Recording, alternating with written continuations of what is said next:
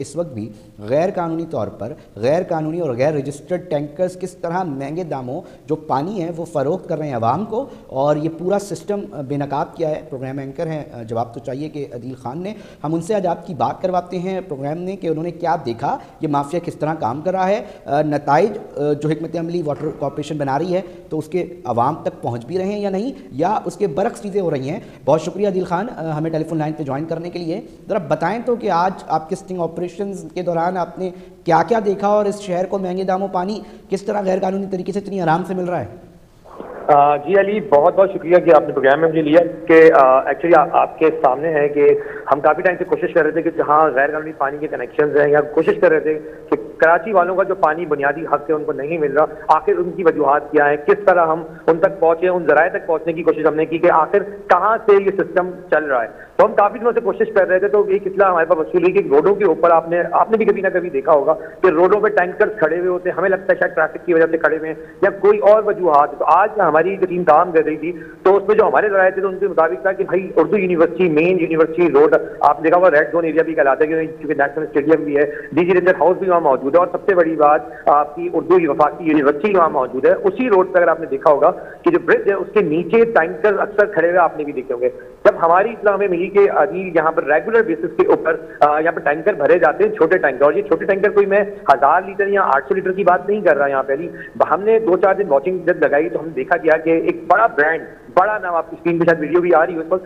तो वो बड़ा ब्रांड, उनकी गाड़ियां जो 8-8 हज़ार लीटर की बड़ी गाड़ियां हैं, वो गाड़ियां लगा के छोटी गाड़ी में पानी मुंतकिल किया जा रहा। अच्छा, अब सवाल ये था कि हमें जब ये इत्तला मिली तो हमने भी कहा कि हम पहले तो कुछ जज करें, क्योंकि कोई भी चीज हम जब सामने रखते हैं तो लोग हमेशा उसका पहले ही एक पॉइंट ऑफ व्यू तैयार कर लेते हैं कि हम शायद कुछ और दिखाने जा रहे हैं, लेकिन नहीं, एक्चुअल हमने जब इससे वर्किंग शुरू की तो कई घंटों की मेहनत के बाद हमें ये लगा कि जब उन्होंने पाइप लगाना शुरू किए कि बड़ी 8000 गाड़ी जो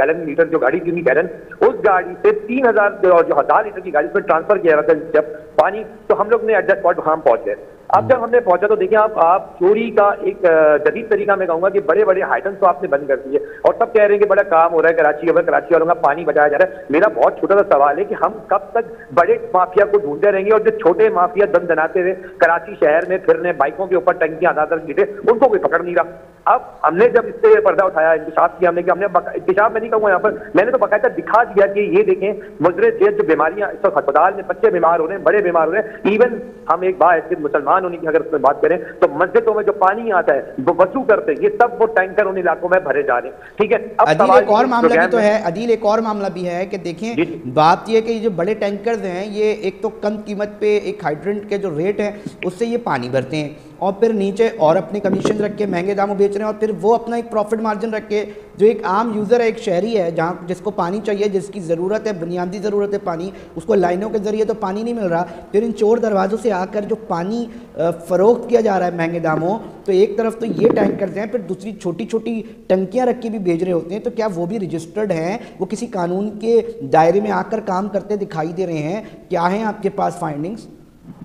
अली बिल्कुल बहुत जबरदस्त आपने एक मैं कहूँगा एक सवाल रेज किया है और मैं इसको थोड़ा सा आपको तस्दीक भी कर दूँ कि देखिए बड़े पानी के जो टैंकर्स हैं, मैं शायद इस वक्त तो आपको एक्चुअल फिगर्स का ना बता सकूँ, लेकिन मैं ये थोड़ा सा नजर मैं कहूँगा कि जो भी हमारे बड़े वाटर बोर्ड के एमडी साहब की मैं बात करूँगा कि अक्सर वो क्या चीज़ भी जारी हो रही है, हमने बड़े बड़े हाइडेंस पकड़ लिए, बड़ी बड़ी चीजें कर रहे हैं। मेरा सवाल सिर्फ वहीं पर आगे खड़ा हो जाता है कि जब ये कह रहे हैं पानी पानी बेचा किसको जा रहा है? एक कराची के आम शहरी को, कराची की उस आवाम को जिसका बुनियादी हक पानी है। अगर पानी कराची शहर में नहीं है तो हाइडन माफिया के पास पानी कैसे है? दूसरी सबसे बड़ी बात कि अगर पानी हाइडन माफिया के बगैर, बता देंगे आप एक सिंपल चोरी का निजाम कैसा बना है मैं आपको बताता हूँ। आप 2 हाइडन बंद किए गए हैं, पकड़े गए हैं, उनके जो लोग काम कर रहे थे, जिन्हें सालों से वो काम चल रहा था, तो उनके पास छोटे छोटे ट्रक मौजूद हैं। आप इस वक्त किसी बड़े हाइडन पे कॉल करें, जो गवर्नमेंट का हाइडन जो दिए गए हैं अपने वाटर बोर्ड की जाने से, वो पानी आपको 24 से 48 घंटे बाद पहुंचाएगा। पर आप प्राइवेटली किसी बंदे को कॉल करेंगे 3000 गैलन के, तो वो आपको 1-1.5 घंटे के नोटिस पे वो पानी पहुंचा देगा। अब सवाल ये है कि इनके पास पानी कैसे आ रहा है? तो इसी पर हमने इस बात का पर्दा क्लियर किया कि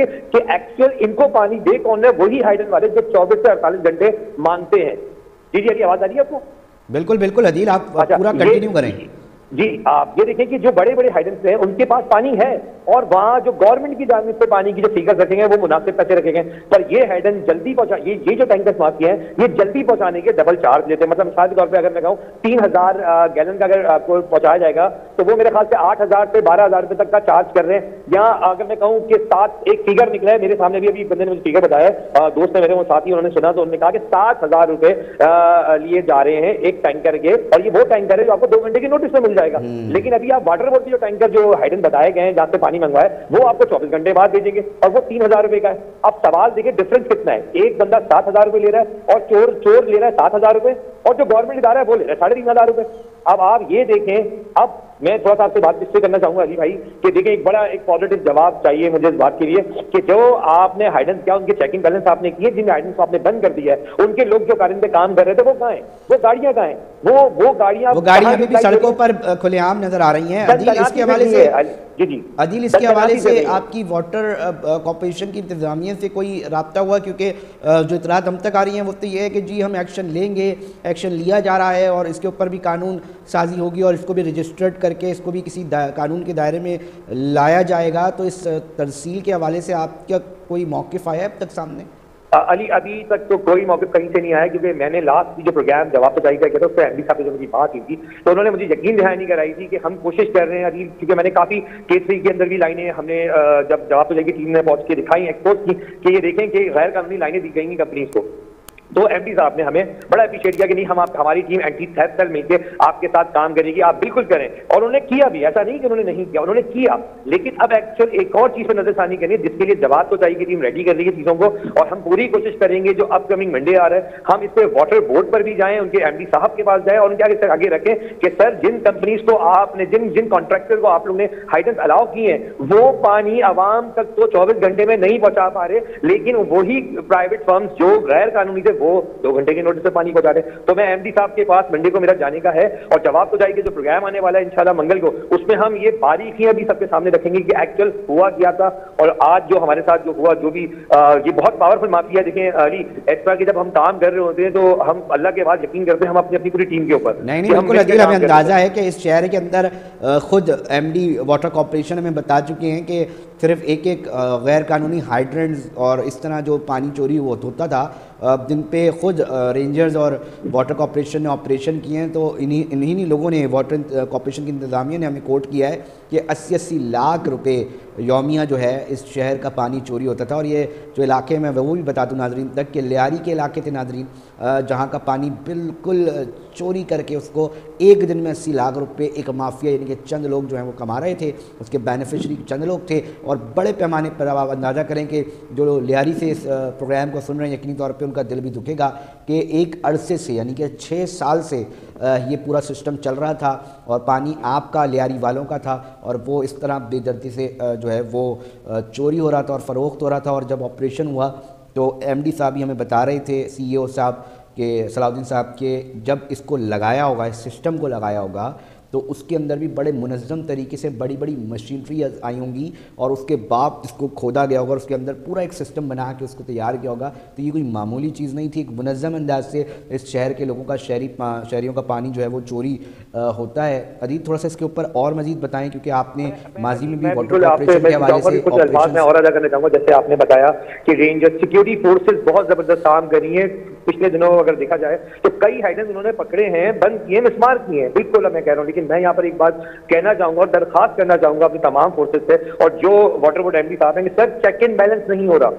जब आप किसी चीज को मिसमार कर रहे हैं, किसी हाइडेंस को तोड़ रहे हैं, तो उसके जो लोग थे गैर कानूनी तौर पर जो लोग बैठे हुए थे उन्होंने कोई तो मूवमेंट रखी होगी अब अपनी, क्या उस मूवमेंट पे नजर है हमारी? क्या वो गाड़ियां जो उस टाइम चला करती थी वो दनदनाती हुई आज इस शहर में कैसे पानी पहुंचा रही है लोगों तक? क्या हमारी पुलिस लाइल में, क्या हमारी पुलिस को नहीं दिख रहा कि वो रोडों पे खड़े हुए टैंकर्स पे जो काम हमारी टीम कर रही है, मैं K21 के प्लेटफॉर्म से ये बात कहूंगा कि हमारी टीम जान तोड़ के काम कर रही है, हम वहां खड़े हो रहे हैं। क्या पुलिस के 2 एहलकार आके क्या पूछ नहीं सकते कि किस लिए टैंकर्स रोड पे खड़े किए गए? क्या सो रहे हैं सब? तो सिर्फ दरखास्त है कि देखिए नुकसान कराची के शहरियों को मिल रहा है, पानी कराची वालों को नहीं मिला। मेरी MD water board security forces सबसे दरखास्त है कि कहीं तो ये फैसला कर लें कि जब आप कोई चीज मिसमार करते हैं, किसी इदारे को खत्म करते हैं उस चीज की, जैसे जो माफियाज है, तो उनका जो नेक्स्ट अमल है वो क्या होगा? क्या उस पर कोई देख रहा है?